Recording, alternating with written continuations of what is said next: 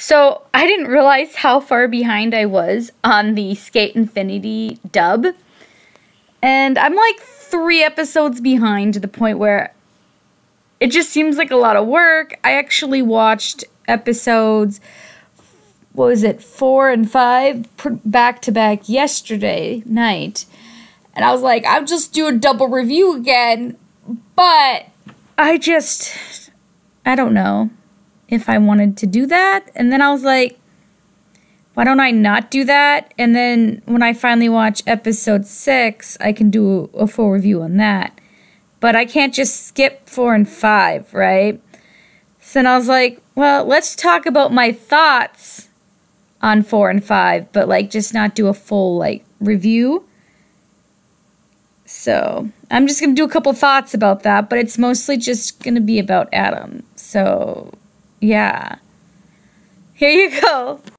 So episode 4 starts the fall of Reiki, and where he challenges Adam to the fight to defend Mia's honor. And then Adam is just like dissing him, like, oh, you're not worth my time, but I guess I'll race you in exchange for Snow/Longa. And then, you know, Reiki's pride, it makes him ignore everybody's warnings. Like, no, I'm going to race him. I don't care if I lose, blah, blah. And he accepts. And I'm just like, why barter over a friend if there's a chance you can lose? I don't know. But then, of course, he loses badly. And then episode 5 is all about the race against Longa and Adam and leading up to it, and how Reiki is just super worried that his friend is going to get seriously hurt like a past friend of his did. And then Longa's going to leave him and skating, and he's going to lose another friend. And he's worried about his safety because, you know, Adam's no joke. But Longa's like, I'm going to win. And eventually he ignores Reiki's warnings and he decides to go race against Adam. And of course, you know, genius prodigy Longa does super good. And before he can actually finish the race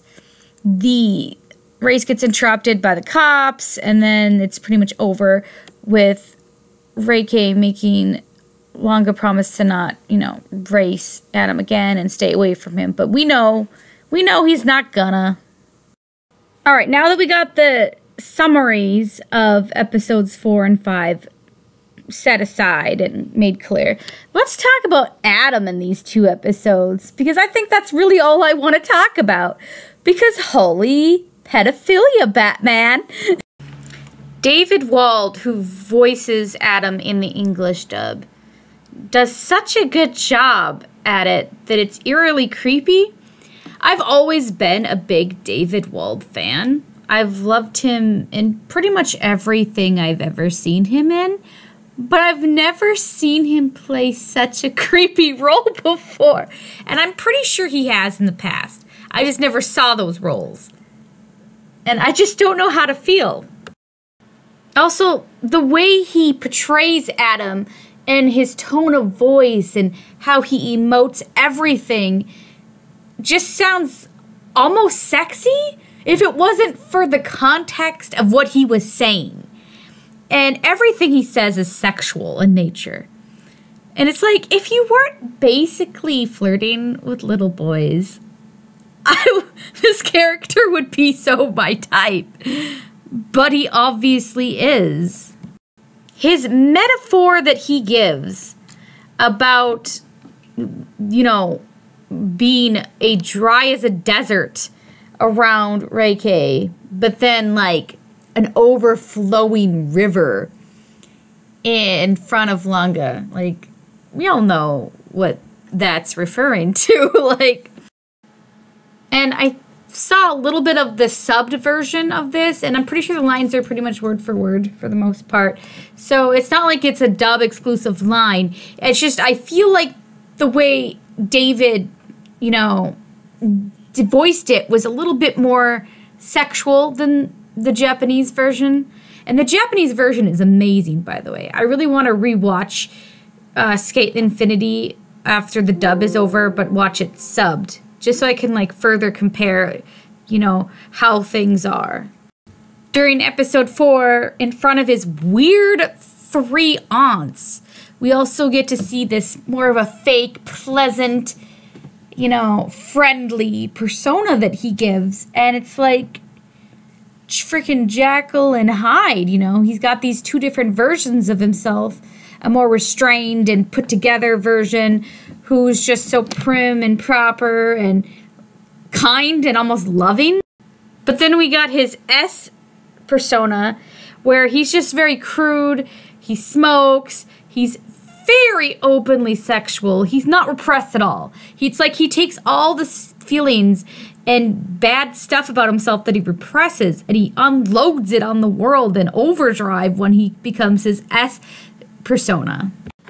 In my opinion, the duality of Adam is probably the most interesting aspect of him and how he is as a character. I like to see characters who have dual sides to them and they aren't necessarily what they appear to be. And I feel like Skate the Infinity does a really good job showing that type of character with Adam. Also, keep in mind, I haven't seen past episode 5 because I've been watching it dubbed after episode 1. And I don't really know much of what goes on past the episode I saw. I know bits and pieces from spoilers on the internet, but I don't know. But I can't help but wonder if these 3 aren't like somewhat responsible for the way that he turned out, because they just give off architect vibes, you know? Like they've been secretly, you know, shaping him into what they view as the ultimate person, which maybe forced him to repress this other side of him. I don't know. I could be wrong. Let me know. But I do feel like they have some influence over him. And I couldn't help but notice that they said that it's about time, you know, he finds a bride and he settles down. And it just kind of cuts off. And it's like such an offhand comment, but it's almost like, no. I think that's also alluding to the fact that he's also on this grand search for his Eve, his other half. And I'm pretty sure Eve to him is basically his bride. Like, that's what I get. That's what vibes I'm getting. We see through a flashback that, through Mia's point of view, that he was even targeting and grooming Mia as a possible Eve. And it's like, boy, Mia's like, what, 13? Which, who knows how old he was when this grooming process started. And it's like, Adam, what are you doing? Why are you targeting little boys? Why, Adam? I get he wants the perfect Eve to be his bride and all that jazz, but it's like, I feel like you're blind, my man. And gross. Based on what we've seen up to episode 5, and also some spoilers I have seen from later episodes, this guy here is clearly very devoted to you, and I feel like there's some repressed feelings for him, and maybe I'm reading it wrong. Again, I've only seen a few spoilers, but based on what I've even seen here, I feel like he's devoted, and he clearly cares about him and puts up with his crap. So, like, why you chase little boys like Mia or Longa? Well, I guess Mia's maybe a little boy, but Longa's 17. I guess he's not quite a little boy, but he's still too young for you, dude. Maybe you should give this guy a try. Go on a few dates with him. I learned from a couple spoilers that he's the one that even taught you how to frickin' skate. So he clearly has to be somewhat on your level. I mean, I don't know everything, so I don't know the full story because I'm not there yet, and I've been trying to avoid spoilers, but I know enough to know that he has to be somewhat on your level. Just give him a try. Or is he just too old for you? Is that the problem? He's not your ideal age, I guess. My theory is he likes and gets off on the aspect of him grooming these minors and making them blossom into what he perceives as the perfect Eve. He likes the aspect of making him into his ideal image. And you can really only mold someone so perfectly if you get them when they're young. Once you reach a certain age, they basically become too independent, and it gets really hard to shape them into what you want. And I think he gets off on the control aspect of it as well. And you can really see him treating this race with Longa as a courtship, you know, when he gives him a huge bouquet of roses. And Longa accepts him, which I think just kind of pleases Adam. And it's like, why? Don't accept flowers from creepy men.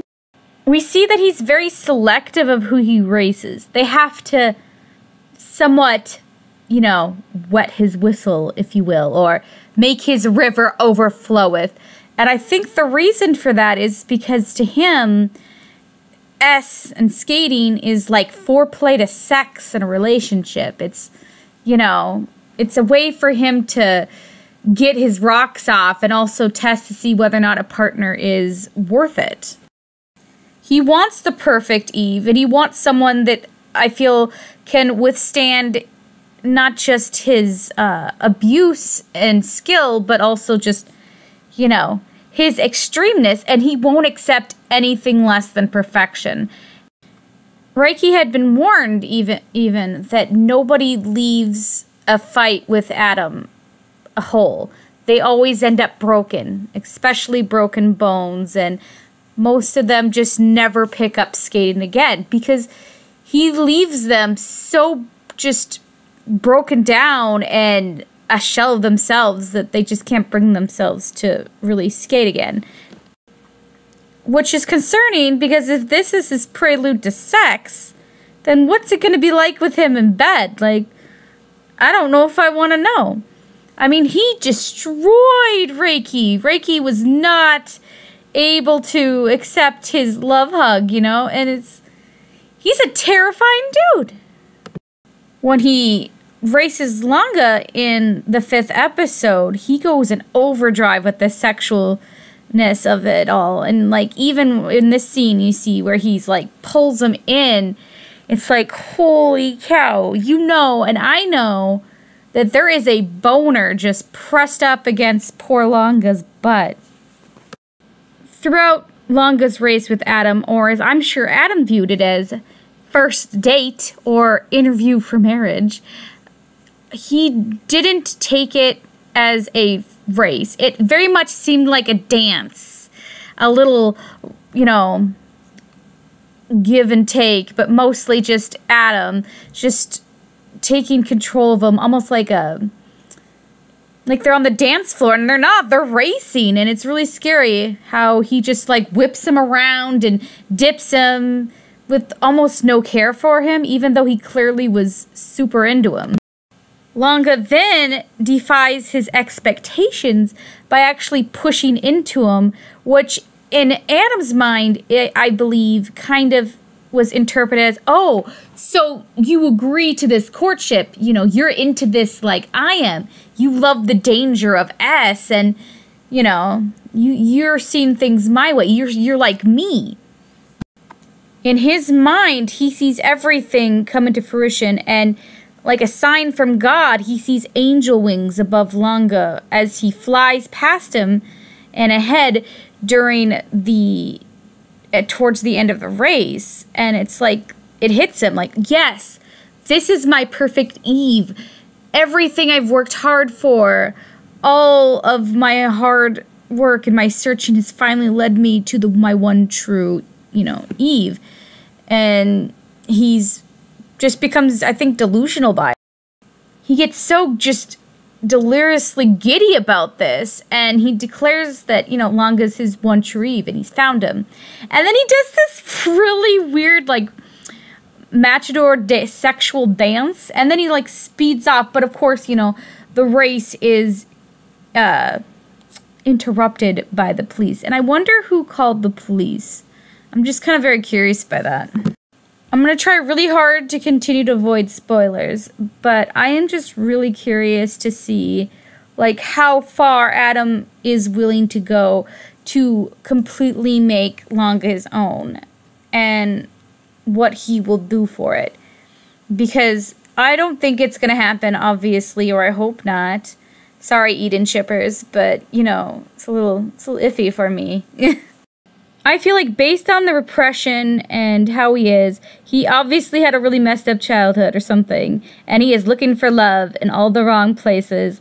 And instead of looking for Eve, maybe Adam should go and look for a therapist, is what I feel like. Adam talk aside, can we talk about the elephant in the room, A&W? Was episode 4 funded by A&W? Because, look, I know they only had 2 scenes at A&W, but that is 2 scenes, 2 freaking money. I've seen them reference McDonald's unofficially a few times, a lot of times in anime, but never A&W. And I left this episode wanting A&W. Like, I really want A&W right now. Look at Mia's meal. It makes me sad. Like, sure, you probably have an A&W root beer, I hope.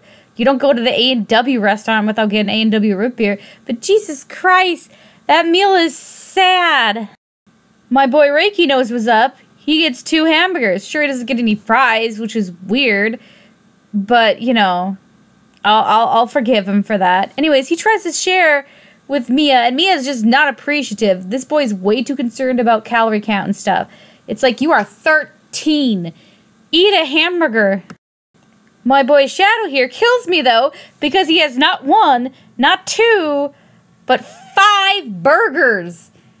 How are you going to eat all that? Like, I was just so taken aback. Like, boy, you are at an age where you aren't going to be able to retain all that fat for very much longer. You are gonna start carrying it. Then we got frickin' selfish Longa over here with, like, what is it? Frickin' 10 burgers and a big frickin' mug of root beer. God, I'm so hungry.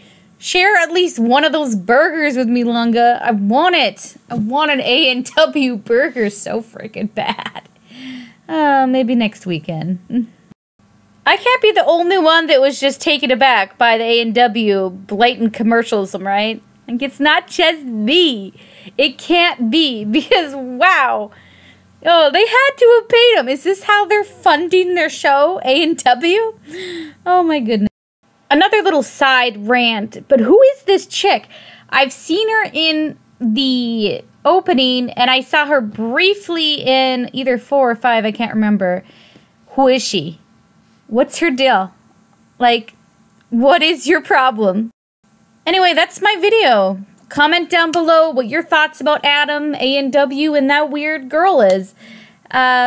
See you soon for my next review, which will be an episode review of either 07 Ghost, Actors Song Connection, or Devil Survivor 2. Anyways, bye!